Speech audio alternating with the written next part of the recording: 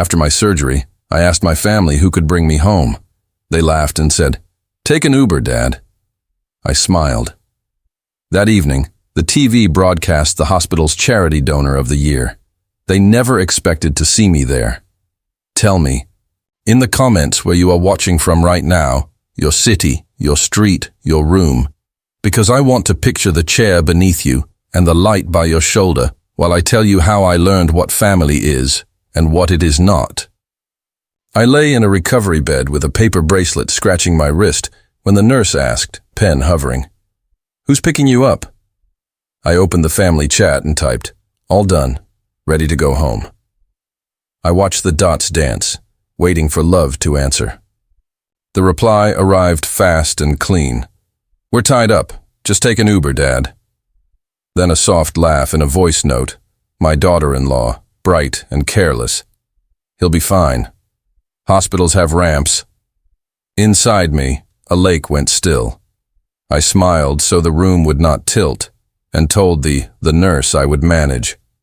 I did not say that I had driven my son to dawn classes, that I had skipped meals to meet his tuition, that I had painted his first apartment so he could invite friends without shame. I signed the form and thanked the nurse for being gentler than my own blood had been that afternoon. The lobby smelled like lemon cleaner and old coffee. Outside, the evening tasted like rain. I ordered a car because that is what you do when the people you love ask you to be efficient about your loneliness. The driver helped me with my bag, used my name, and spoke in the quiet way good people do. We passed windows that held 100 different stories, tears, jokes, prayers whispered into blankets, and each one felt closer to me than the message on my phone. At my street, the houses looked calm, every porch light a little moon. The smart lock blinked red when I pressed my code. I tried again, red again. I rang the bell. The door opened 3 inches, the chain still on. My son stood there in a clean shirt with a clean smile that stopped at the corners of his mouth. Laughter from the living room floated past him like a ribbon. "We've got friends over," he said. "The place isn't set up for recovery." My daughter-in-law leaned into the gap with a polite face. "We sent you a voucher for soup in the app." Behind them, on the hallway hook, my late wife's shawl hung like a quiet witness. Something heavy dropped inside me, but my voice stayed flat as stone. "Not today, Ethan," I said. "You'd be in the way." I lifted my bag and turned. From a neighbor's window, a TV voice announced, cheerful and clear, "Tonight, live, the hospital's charity donor of the year." I looked at the time and put it in my pocket like a key I would need later. I went to my small office apartment above the old bookstore that still smells like paper when it rains. After my wife died, I kept that room because I needed walls that knew my breath. I switched on the lamp, set the shawl over the spare chair, and boiled water for tea. Behind a row of poetry books, there is a safe I almost never open. Inside are 3 things: an envelope with the deed and the trust papers signed in an ink that did not tremble, a USB with the hospital endowment records, and a sealed letter from my wife to our son, written when his kindness was still his first language. I sipped tea and opened the files. Years earlier, when illness bent our calendar, I learned every corner of that hospital, where the cold drafts hid, which chair didn't wobble, which vending machine kept its promises. After she was gone, I sold a piece of noisy land and poured it into the community wing so strangers would have warmth where we had found it. I wrote a clause the board first smiled at and then respected. If the named family served verified hours each week for a year, phones, wheelchairs, intake, listening, they would receive a living stipend, and at year's end, the house would transfer to them. If they did not, the stipend would stop, the house would remain where it was, and the wing would keep thriving in her name. I had not told my son because I wanted kindness chosen without payment. That night, I understood that sometimes mercy needs a door, not a hint. I called the director, a man who carries fatigue like a lantern. "Run the recorded message during the gala," I said. "Show the ramp." "Is everything all right?" he asked. "It will be," I answered. Then I wrote in the family chat, "Dinner tomorrow at my place. Bring your in-laws." My son replied, "Make it quick, Dad. Big pitch Wednesday." I set the plain plates my wife loved because they were honest. I left the TV on with captions, volume low. Morning came, and with it a steadiness I recognized from hard days that ended well. They arrived 10 minutes late, perfumed with hurry. My daughter-in-law set her bag down like she wanted the table to understand its value. "About the mortgage transfer," she began. "After dessert," I said, gentle and firm. I ladled lemon chicken soup into bowls, the kind my wife made when the world needed softening. My son took 2 spoons and pushed the bowl away. The gala began. The camera moved across the wing we built. Bright vests, careful hands, a ramp shining like a straight idea. A small plaque with my wife's name slid into view and out again. Then my recorded face filled the screen. "My wife taught me this," I said there. "Family picks up family. When they don't, a hospital should." I watched the volunteers, not my guests. When the clip ended, my son said, air thin in his throat, "You? Since when?" "Since the day your mother asked me to build a door where a wall used to be," I said, and placed an envelope on the table. "Let's talk deeds." I explained the trust in simple language. 1 year, verified hours, a stipend while serving, the house after, if promises were kept. If not, the money would go on serving those who came through the ramp, and the house would wait for hands that understood what a key is for. "That's blackmail," my son said. "This is education," I answered, voice level as a lake in winter. I slid a paper calendar with open shifts circled in pencil. I slid the director's number. I slid the wheelchair training form because wheels teach hands. Then I set down the second envelope. My wife's handwriting turned the room into a different year. My son touched the paper with the back of his finger, as if the ink might burn. He opened it, read, and folded into himself for a moment. He did. Not read it aloud, but I know the line that tightened his mouth. "If you ever choose speed over family, slow down and come home on foot." He lifted his head. "I'll be there at 8, he said. His wife stared at the calendar as if it were a map to a city she had not believed in. Her parents cleared their throats and offered sundaes. We finished the soup while the credits rolled over faces of nurses who make miracles look like chores. At 8, he stood at the front desk in a vest that hung loose. He said good morning, and his voice cracked but did not break. He learned the rhythm of a wheelchair, the pause at thresholds, the turn that respects a knee, the question before the push. My daughter-in-law learned the phone script and then learned when to abandon it for silence that listens. Names mattered. She repeated them carefully, like prayers you pack for a long trip. The director signed their hours with the same pen he used to sign for oxygen. No applause. Just the bell at the desk, ringing and then going quiet because hands moved. Back at the house, small things shifted. The smart lock accepted my code without blinking because the people behind it had decided to wait for me. Soup tasted right again because lemon went in at the end. A plain shawl appeared by the door for guests coming in from the weather. The in-laws brought boxes of old books, and they looked younger carrying them as if usefulness had stolen years from their faces. There were stumbles. A day he missed from oversleeping. He made it up with a late shift, wiping rails, cleaning chairs, learning how humility leaves a shine. A call where a man shouted because pain roughens throats. My daughter-in-law lowered her voice until his lowered too. A week when the flu thinned the volunteers, everyone stretched an hour thinner and still did not tear. 3 months in, I asked the trust office to attach a small note to the stipend. Keep going. Your mother would like your hands today. I did not sign it. He knew. That night he arrived at my apartment with groceries and a silence shaped like apology. We chopped onions. He told me about a boy who wore a paper crown made of foil.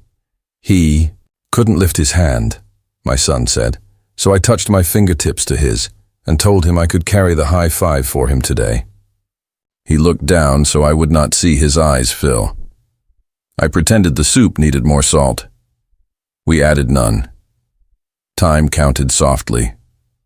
The in-laws found their places in the wing.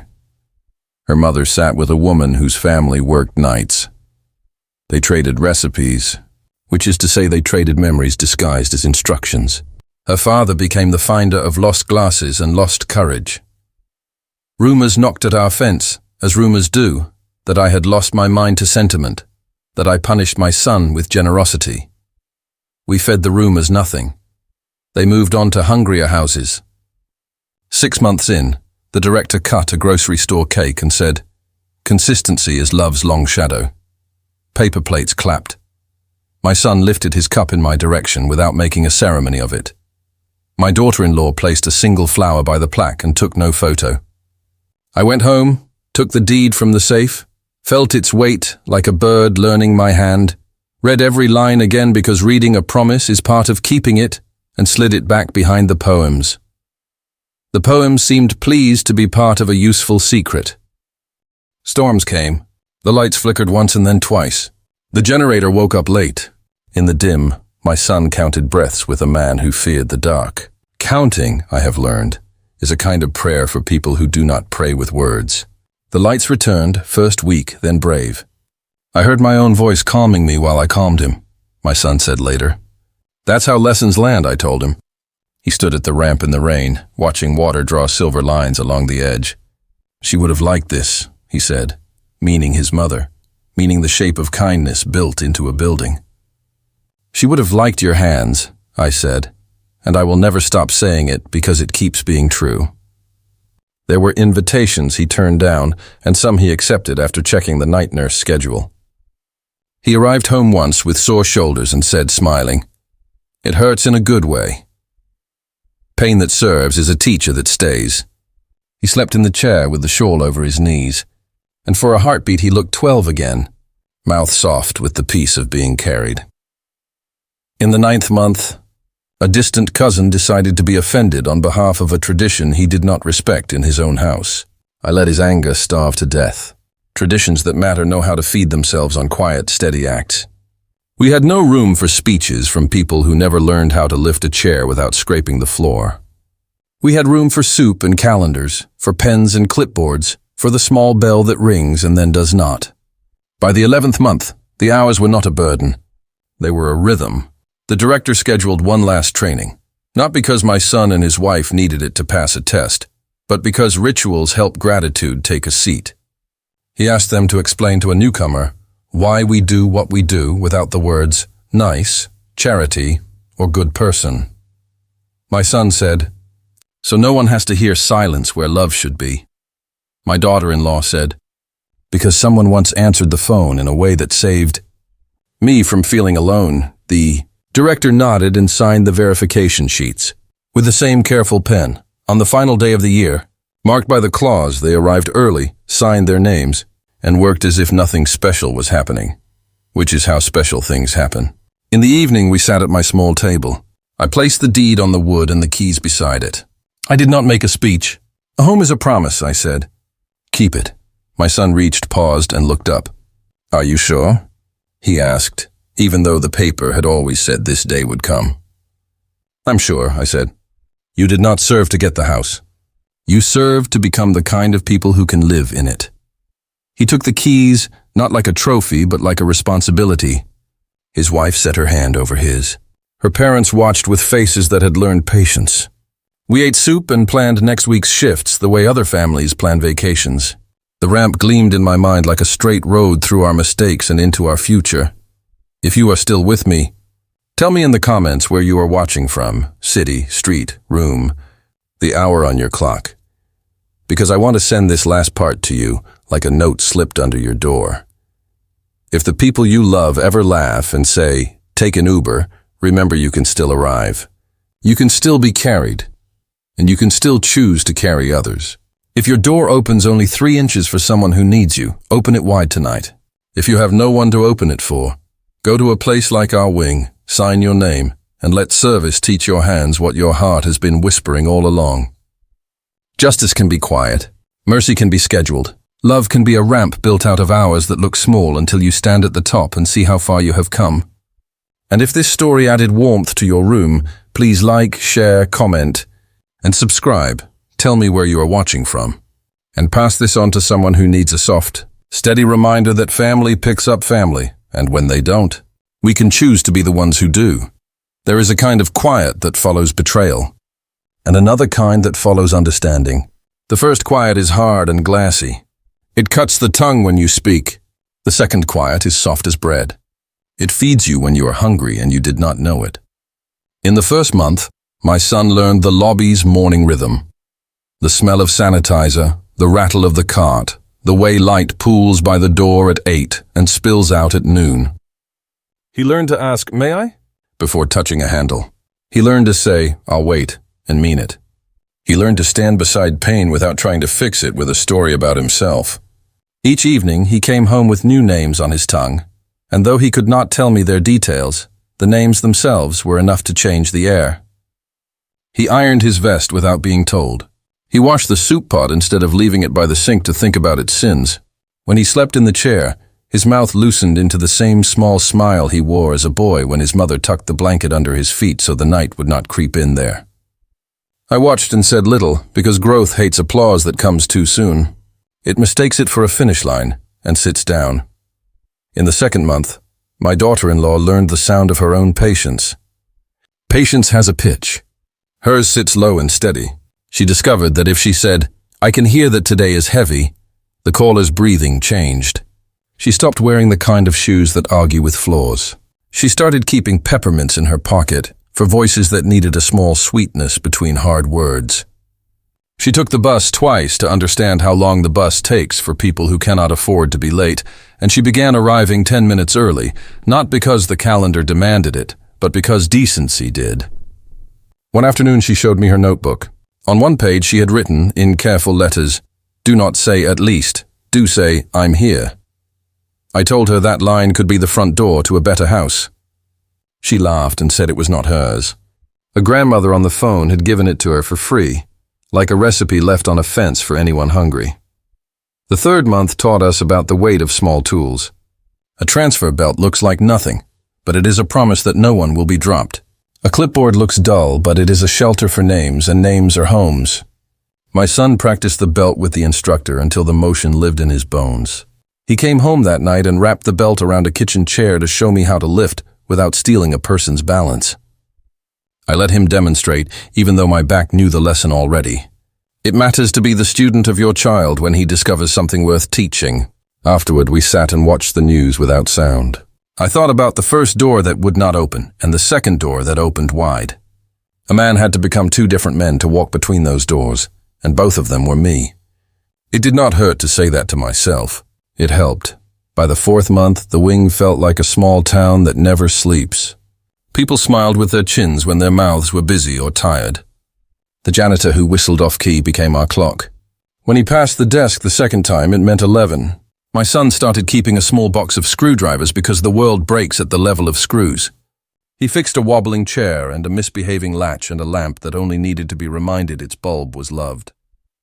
He told me later he had been embarrassed. That day he said Uber, because he worried his friends would see me climb stairs slowly. "They should have seen you," he said. I robbed them of the chance. I told him shame can be a compass when you let it point, not pull. He nodded and changed the subject to lemon rinds and how many make soup too bitter. We decided 2 is brave and 3 is rude. The 5th month was for weather. Rain taught us to dry the ramp faster, to keep towels in a bin by the door, to write "watch your step" in letters big enough for stubborn pride to read. Heat taught us to keep cups of water near the desk and to ask, before a person fainted, "Would you like a chair?" Cold taught us to leave an extra shawl on a hook by the window, and when someone forgot it, to pretend the shawl had been waiting for them all day. My daughter-in-law discovered that she could knit in the slow hours, and she made small rectangles that became blankets when strangers added their stitches. She called them shared weather. The blankets learned hands the way hands learn jobs, and every time one left with a patient, the room felt lighter, as if the blanket had taken a piece of winter with it.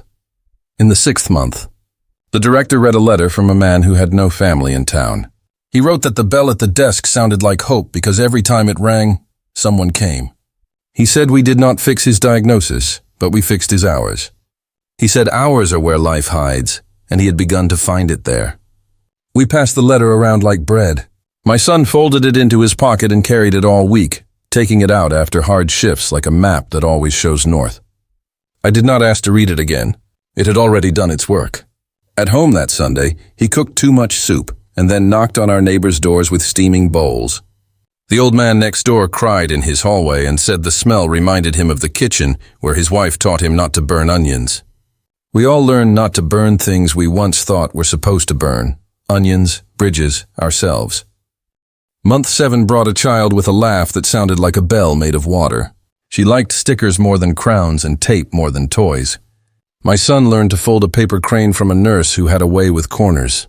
He folded 3 cranes badly and 1 crane well, and the girl lined them on the windowsill in a row like geese. "They can fly when you leave," she said. "They fly slow, but they do not fall." On the bus home, he told me that sentence over and over until it found a permanent shelf in him. Some sentences are ladders. You climb them once, and then you do not live on the ground anymore.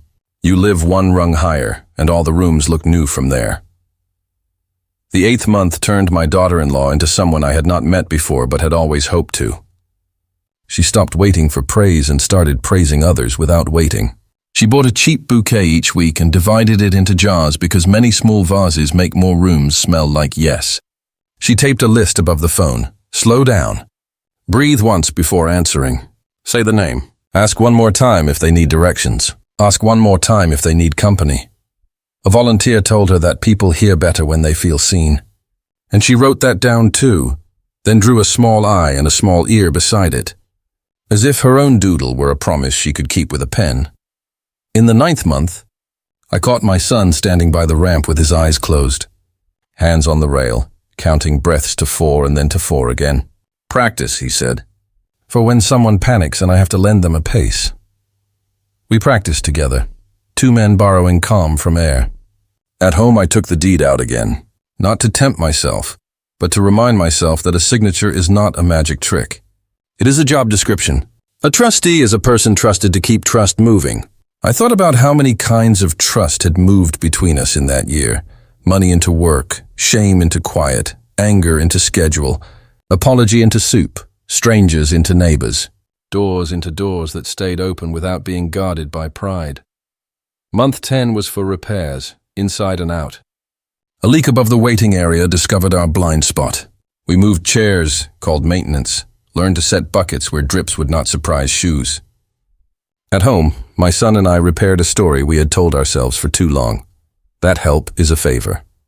We decided to treat help as a trade, give and receive, both dignified.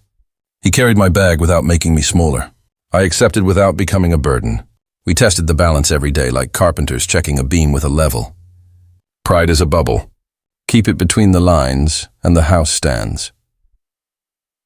The 11th month contained a funeral for a man who had once brought us peaches from a tree that had grown in the wrong soil and insisted anyway. The family invited volunteers to the graveside because sometimes a wing is the only family that has sat close enough to sadness to be counted. We stood in a semicircle and let the wind move our coats. My son held the shawl for me when the air bit, and I thought of the night it hung untouched on the hook behind the chain that kept me out. I forgave that night again, smaller each time, until forgiveness became muscle memory instead of work. We went back to the wing and wiped the chairs slowly, like people who know that grief sits down in the last seat you clean and needs a minute before it can stand again. The 12th month did not feel like a finish line. It felt like what you see after a fog lifts, the same street, more honest. The director called them into his office and signed the verification sheets, the same way he signed for oxygen and linens and deliveries that kept the place alive. He shook their hands and said, "You are not done. You are different. We took a picture none of us posted." At home that night, the keys lay on the table like quiet metal promises. I put my palm over them and said a single sentence into the room. "We will deserve this, again and again." Then we ate soup, and the lemon at the end was perfect, bright but not loud. The way truth tastes when it finally fits your mouth. There is one more thing I want to tell you before I end, and I want you to hear it in the plainest language I can give. Strength is not the loud thing that fills a room. Strength is the steady thing that does the right chore at the right time, even when nobody is watching. When my son told me to take an Uber, I could have shouted. Instead, I chose a calendar. I chose a ramp. I chose a bell that rings and then stops because hands moved. Those choices did not make me a hero. They made me a father who remembered his wife's lesson and refused to forget it, even when forgetting would have felt like a small, bitter victory. A year later, when the door opens before I raise my hand, I do not feel triumphant. I feel normal. And normal is the greatest luxury after a storm. Sometimes I sit in the wing in the late afternoon, when the floor smells like mop water and lemons, and the sun draws long shapes across the tiles. I watch strangers become less strange. I watch my son tie a transfer belt and joke badly, which is to say, kindly. I watch my daughter-in-law answer the phone in her low voice and say a name as if it is made of glass and she will not drop it. I watch the director carry his lantern-shaped fatigue with honor. I watch a volunteer realize she can lift more than she thought, and another realize that lifting is not always done with arms. I watch the ramp hold everyone without asking who paid for it. Paid is not the same as owed. Owed is not the same as loved. Loved is not the same as owned. We mix these words until we cannot taste them. The wing unmixes them one shift at a time. On the day the deed moved from my trust to their hands, I took a slow walk through each room before dinner. I touched the window frames I had sanded years ago. I stood where our son once lined up toy cars and where he once lined up shoes for a party I was not invited to. I stood beneath the lamp where my wife taught him how to hold a knife without fear and where she taught me to let him cut his own fruit. In our bedroom, I opened the drawer where the shawl used to sleep and found a sprig of jasmine, dry but still sweet, pressed between two old letters. I left it there. Some proofs you do not frame. You keep them in a drawer where they continue to do their quiet work. If you have listened this far, I want to ask you a real question. Whom would you pick up no matter the hour, no matter the excuse, no matter the rain? Say their name in the comments and then call them when you can. If your list is short, add a name. If your list is long, pick one and carry soup to their door. And if your list is empty today, go where our kind of work happens and sign your name on a clipboard. You will learn what I learned, that mercy is teachable, that justice can be gentle, that love is made of hours, and that doors open wider when the people behind them have learned to wait by them with a shawl and a smile and a simple sentence ready. Welcome home. Please like, share, comment, and subscribe. Tell me where you are watching from today.